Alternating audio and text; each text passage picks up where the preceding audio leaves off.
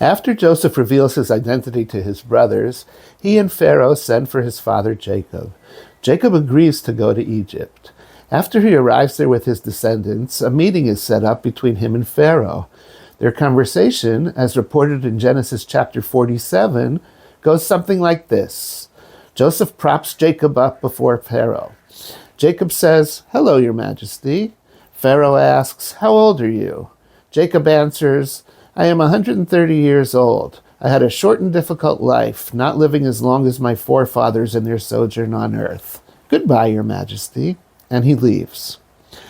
Now Jacob, more than any of the other patriarchs, is a diplomat.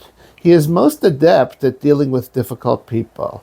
He manages to stay on Laban's good side for 20 years, leaving Aram with a large family and many assets. Upon his return to Canaan, he manages to decline his brother Esau's invitation to join him in Seir with subtle diplomatic half-truths, leaving Esau with the false impression that he will come along later.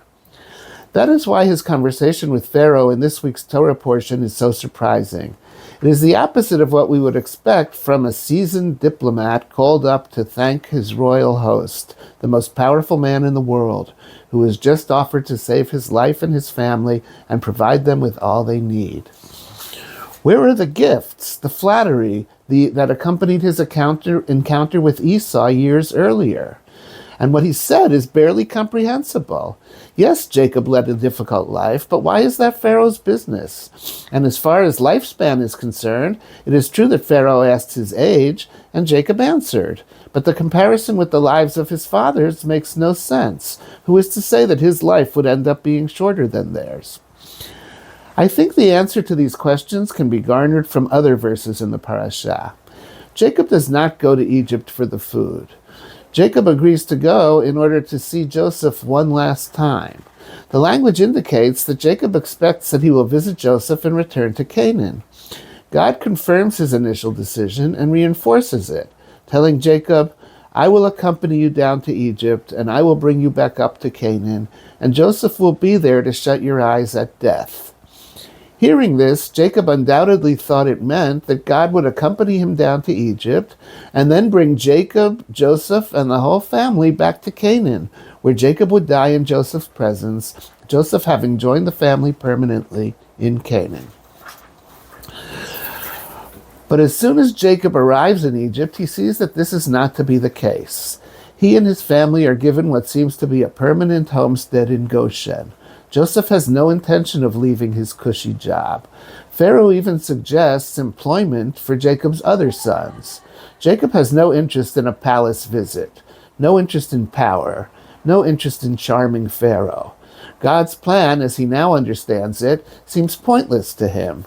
He has to be dragged before Pharaoh and propped up by Joseph.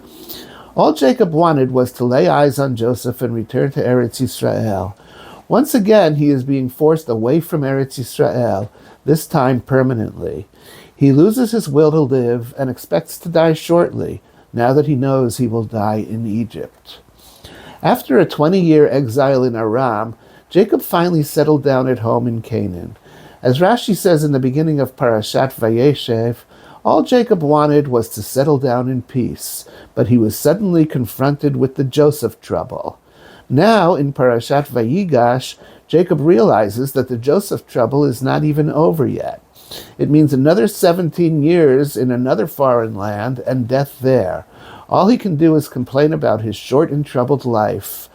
Israel's happiness has nothing to do with power and palace visits. It is entirely dependent upon the simple routine of life and death in the land of Israel. Shabbat Shalom.